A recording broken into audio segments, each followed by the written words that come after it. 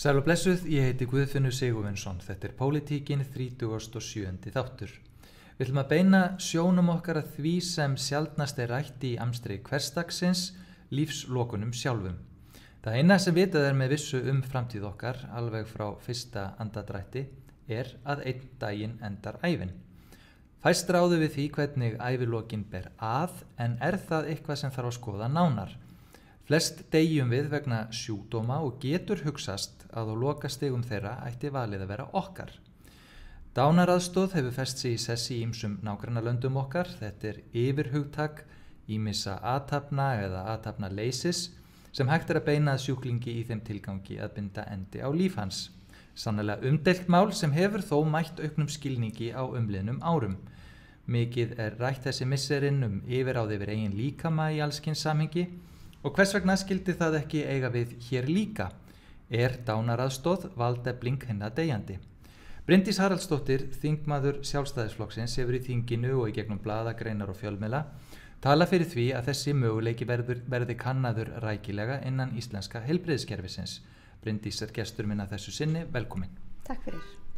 Dauðinn nú mál sem kannski fælir fólk meira frá en laðar að og það sem stjórnmálamenn vilja nú helst að laða fólkið að sér. Af hverju fékkst þú þá áhuga á þessu máli og svo að tala fyrir því í framhaldinu? Já, það nú kannski, það ákveðin forsaga að því. Það aðalega það að móðir mín hefur lengi sagt við mig, Bryndís, ég mun aldrei vilja vera svona. Ég vil frekar deyja en að geta Inga Björg mér veitt og þurfa á aðstoð að halda í öllum mínum daglegu athöfnum. Og það kannski vegna þess að mæður manns innprenta nú yfirleitt eitthvað í mann að þetta hefur verið svona alltaf svolítið bak við eyra hjá mér í langan tíma. Og þannig að þegar komið hafa fréttir af lögleiðingu þessara mála erlendis frá og verið að fjalla þetta með einhverjum hætti, þá hef ég svona lagt við hlustir. En fljótlega eftir ég var kosin á þing að þá var Lífsvirðing sem eru sem sagt félagasamtök dánaraðstoð að svona stíga sín fyrstu skref og verið var að stofna þau samtök og Ingrid Kuhlmann var hér með hollenskan læknir sem hefur verið að veita þessa aðstoð og hefur verið í forsvari fyrir svona samtök í Hollandi og bauð nokkrum þingmönnum að koma og heyra í þeim. Og ég var ein af þeim þingmönnum sem þáði það boð og þá fengu við svona upplýsingar það hvernig þetta í Hollandi og svona aðeins hvað þessi samtök sáu fyrir sér á Íslandi. Og þá spratt þetta þannig að ég og nokkrir þingmenn sem höfðum áhuga á þessu máli lögðum fram þingsályktun þar sem að við vildum í rauninni bara kanna þetta mál. Fá að vita, sko það tekið saman í þingskjöl, þetta kannski svolítið þingtæknilegt, fólki finnst það ekki skipta máli, en það hefði verið svona eitthvað blaðagreinar þar sem að búið að vera að takast á kannski einhverja staðreyndir, fólk hefur ekki séð þar með sama ljósi og svona, þannig að mér fannst mikilvægt til að geta unnið þessu máli eitthvað framgang að það lægi eitthvað fyrir þingskjölum. Þannig að ég var í rauninni að kalla eftir upplýsingur hvernig þetta í öðrum löndum, hvernig hefur það gengið fyrir sig, hver svona mat stjórnvalda í þeim löndum á því, hversu margir hafa þegið þessa aðstoð, hvernig ramminn og svo vildi ég jafnframt láta kanna hug heilbrigðisstéttanna til dánaraðstoðar. Og ég fekk sem sagt skýrslu eftir skýrslubeiðni mína núna í, hvað var það ekki, haust sem hún kom út. Sem að heilbrigðisráðherra skilaði. Já, ég sem sagt heilbrigðisráðherra skilaði mér þessari skýrslu og það sem að þetta tekið nokkuð vel saman. Og ég held að þetta sé svolítið góður grunnur á að byggja svo áframhaldandi umræðu þetta mál. Því að mér finnst það sjálfur mikilvægt, en ég átta mig líka á því að þetta svona eins og kannski margt sem við erum að vinna með í dag, þetta rosa mikið langhlaup. Þetta ekki, ég ætla ekki að fara fram með lagabreytingu á þessu þingi það bara hér munum við leyfa dánaraðstoð. Ég held að það sé engin forsenda til þess. Svona meiri undirbúningur, en kannski aðeins áður en að umræðan heldur áfram þannig að áhorfendur og hlustendur skilji. Þetta dánaraðstoð getur birst í ýmsum myndum eins og ég var að lýsa þetta bara svona yfirhugtak ýmissa athafnaleysis sem að leiði til þess að ævi endar. Geturðu nefnt okkur dæmi það hvað telst til dánaraðstoð? Já, sko fyrst kannski ef við komum aðeins inn á orðið.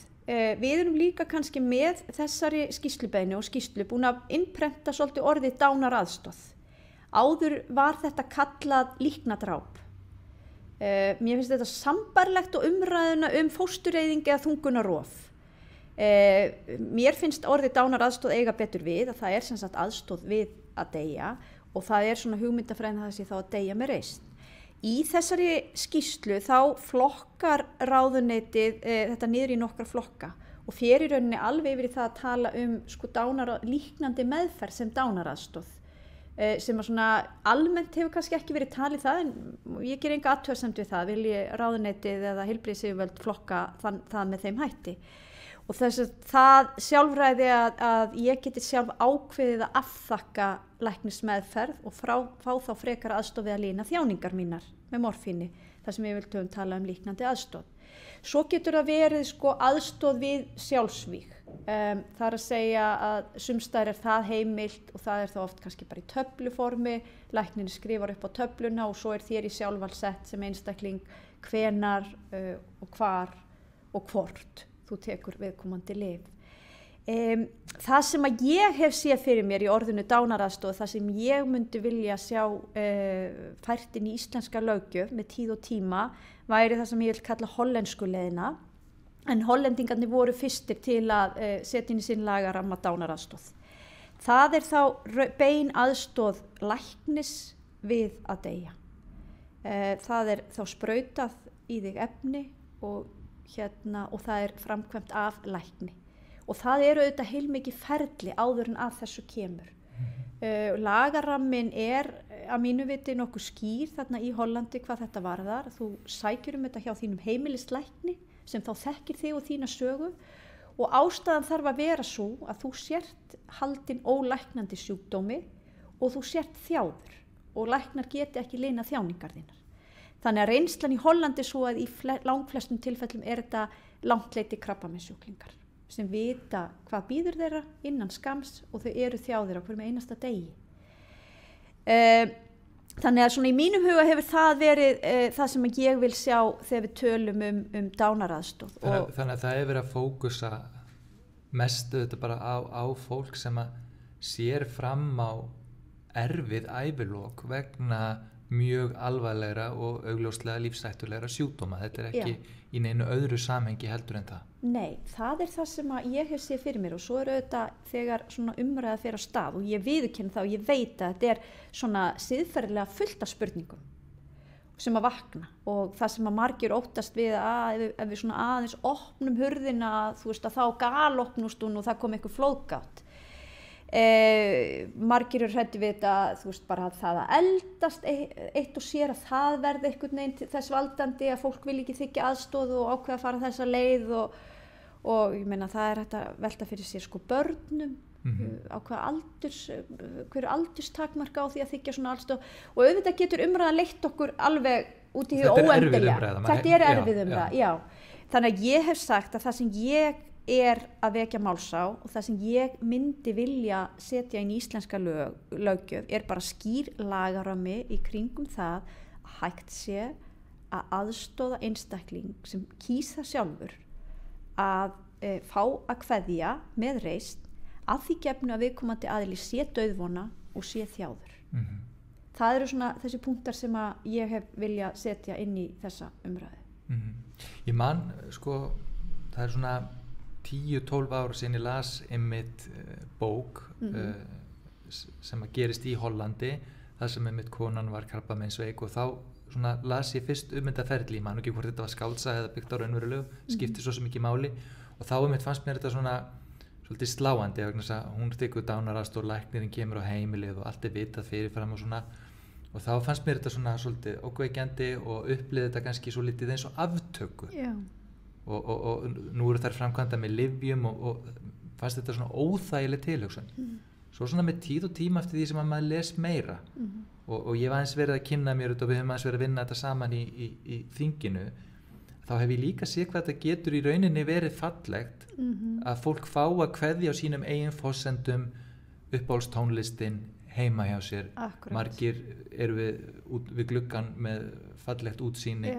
Fólk að gera þetta ofta á mjög svona mannúðlegan og manneskjulegan hátt sem líka getur skilið eftir sig góða minningar og á sínum forsendum og gert þetta og maður hefur lesið mjög margar svona hjartnæmar sögur af því og ég held að allir eigi svona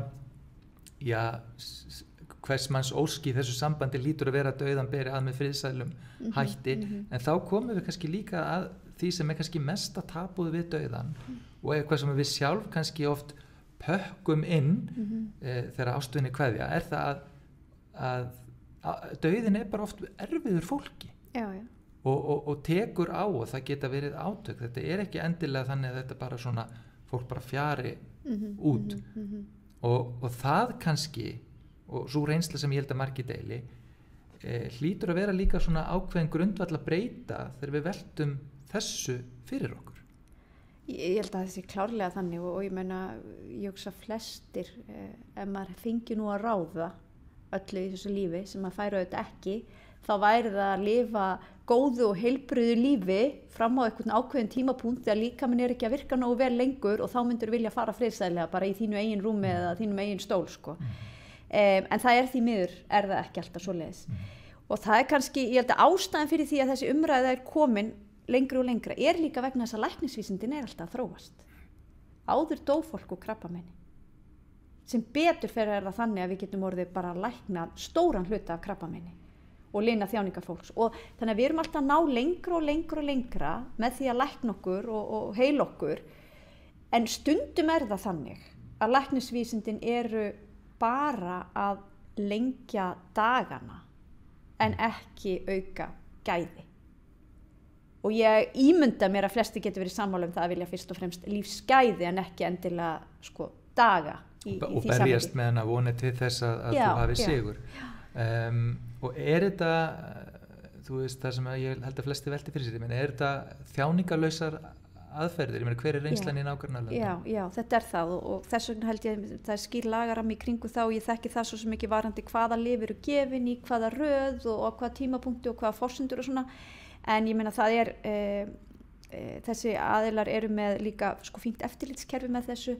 Það eins og ég sagði áðan, eins og í Hollandi, þú sækir þetta hjá heimilislækninum, en hann einn getur ekki gefið vilyrði fyrir þessu, það þarf annar læknir að skrifa upp á það jafnframt sem þér ótengdur, þannig að það þarf að færa góð rök fyrir þessu og læknarnir þurfa báðir að vera vissum að þú viljir örugglega fara þessa leið. Þetta svo yfirleitt framkvæmt á heimili einstaklinga.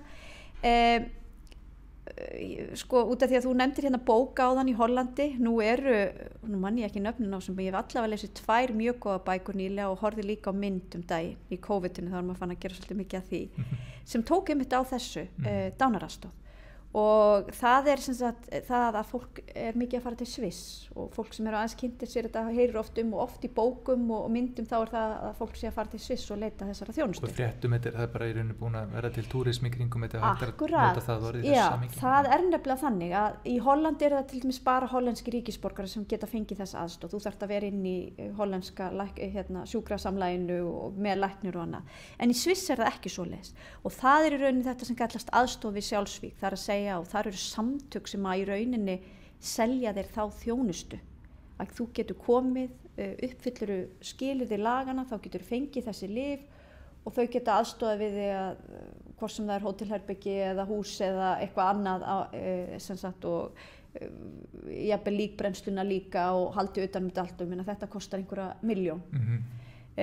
Og það alveg ljóst að fólk að sækja í þessa þjónustu allstaðar úr heiminum. Þá hún auðvitað bara í boði fyrir þá sem að hafa á því. En það segir ákveðna sögu, ef að fólk að fara til annar landa, flesti vilja nú deyja ykkur starf í grænt við sína heima haga og ykkur negin, það líka flókið máli eins og þú ert að nefna að deyja ellendis, þú veist líkflutningur og allt þetta, að ef viljan svona sterkur að einhverjir, ég man eftir dæmum Ástrala sem fór til Sviss sem kom í fréttir. En við höfum dæmum Íslendinga sem hafa farið þessa leið. Já, akkurat. Ég meina nýlega náttúrulega Ingvar Hrafn Jónsson fjölmiðlamaður búinn að tjá sem bróður sinn sem dó í Kanada og það segir manni þá það að viljinn þarna baki, hann gríðarlega sterkur. Já. Og það líka eitt af rökunum sem að ég hef notað í þessari umræðu að þú veist, það eitt hvað okkur sem stjórnmálamönnum kann að finnast alls konar athafnir. En svo það annað þegar kemur að því að gera einhvern lagaramma í kringum bara alla sem hér búa. og ég hef sagt að jafnvel þó að einhver kunna vera mjög á móti dánaraðstoð, myndi aldrei vilja þiggja það sjálfur, aldrei vilja mæla með því eða gefa sitt samþykja á að aðstandendur myndu leita þeirra leiða, þá það ekki samt sem áður betra að við séum með skýran ramma fyrir þá sem augljóslega munu fara þessa leið í staðin fyrir að fólk sé að leita út fyrir landsteinana. Mér finnst þetta sömu rök geta átt við eins og til dæmis varandi þungunarof. Ef að löggjöfin of stíf eins og við erum til dæmis að sjá í Póllandi núna skelfilega þróun í þeim efnum, þá leita konur annað. Ég hef líka rætt þetta varandi staðgöngumæðrun. Fólk leitar þangað sem það fær þá þjónustu sem það búið að ákveða að það ætli að sækja. Þannig að mér finnst skynsamlegra að við hér heima búum til skýran lagaram í kringum þetta. Og það annað varandi dánaraðstoðina líka, að ég talaði líknandi meðferð og svo dánaraðstoð og það auðvitað einhver lína á milli. Nú ég auðvitað ekki læknismenntuð, en það auðvitað skiptir máli hvert magnið af morfíni sem hún færð. Og á ákveðnum tímapunkti það orðið það mikið að hjartað hættir að slá og viðkomandi deyr. Og það auðvitað hér í rauninni má ekki gera það. Þú mátt ekki gefa eitthvað sem á að flýta fyrir þessu ferli. En mér skilst og ég heyri það út undan mér að fólk svona, það eitthvað grá svæði. Og þá velti ég fyrir mér, hvað eru við að ætlast til af heilbrigðisstarfsmönnum þegar lögin eins og í dag? Ekki betra að við séum bara með skýran ramma, þetta líknandi meðferð, þetta dánaraðstoð og hana gilda þessar og þessar reglur. Í staðinn fyrir að við séum með kannski einhver grá svæði sem einstaklingar geta verið að fóta sig á með mismunandi hætti. Það sé svona einhver svona þróun sem að kannski allir svo lítið vita hvað gerast en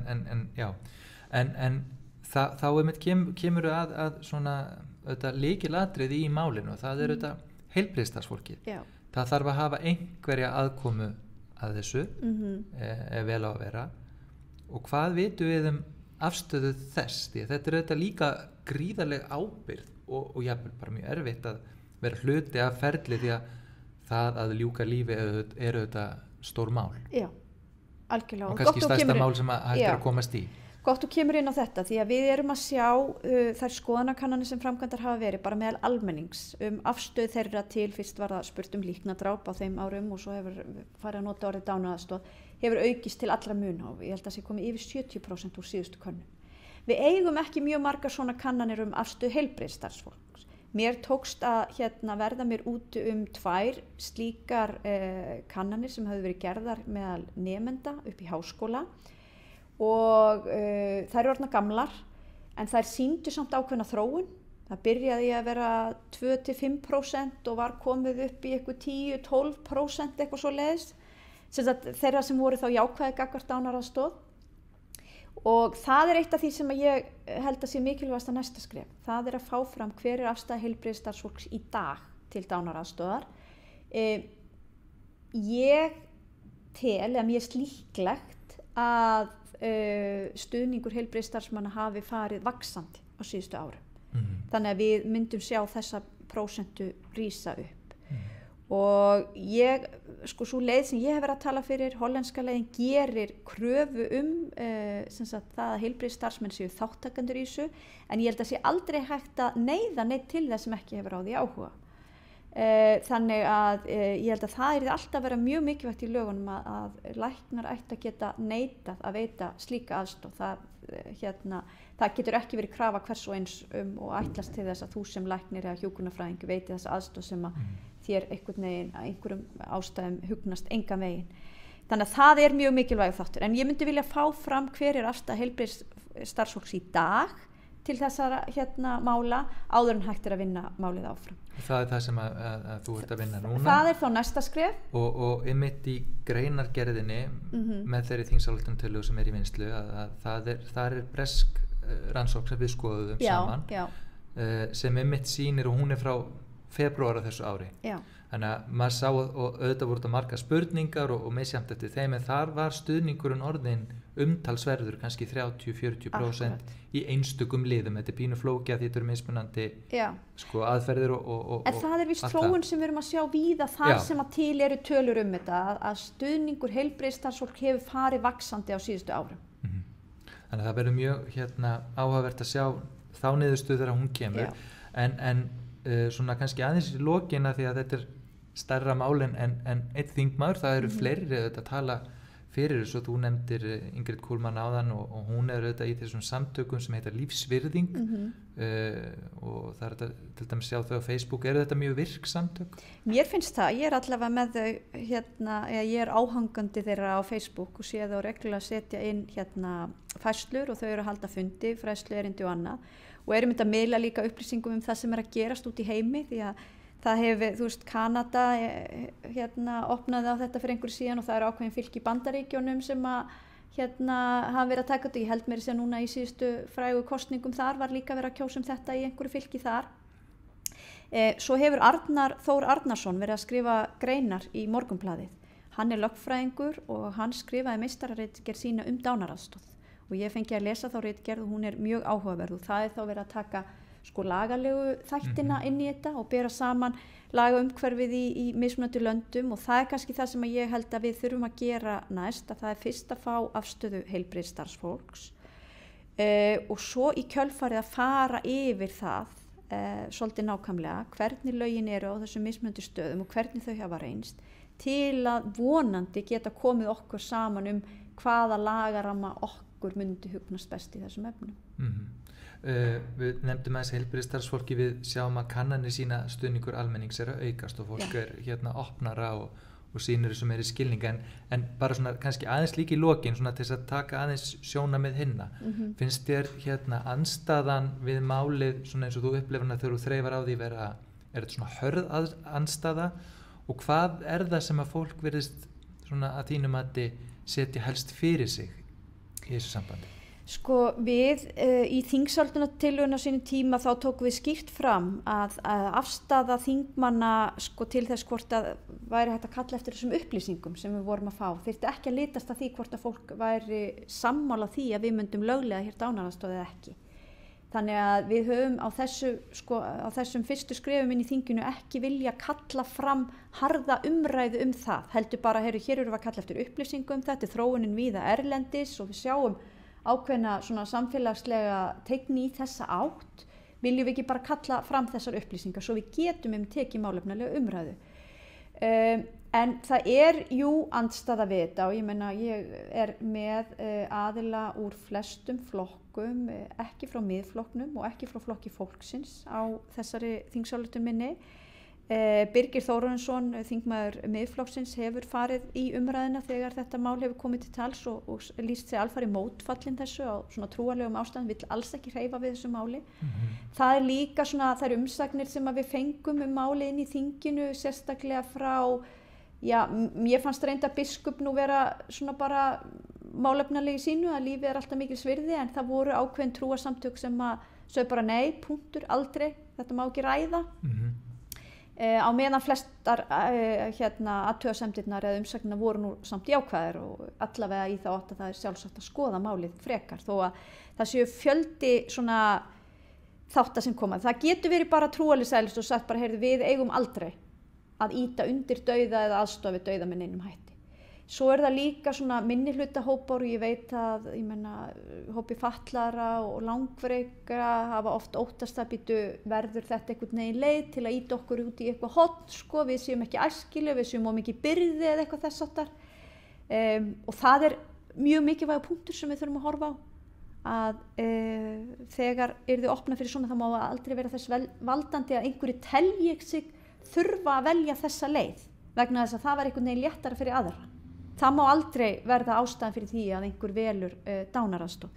Þannig að mér finnst sá punktur eitthvað sem við þurfum að huga mjög vel að og það þarf að fara sérstaklega yfir það í löggjöfinni. Þetta er margslungið flókið mál og ég er alveg sammála þetta þarf sinn tíma í umræðinu og fá að þroskast meira en mjög áhugavert og sammannlegt og virkilega gaman að fá þig Inga Bryndís Haraldsdóttir, þingmaður Sjálfstæðisflokksins og fá að fræðast aðeins meira þetta mikilvæga mál. Takk sömuleiðis.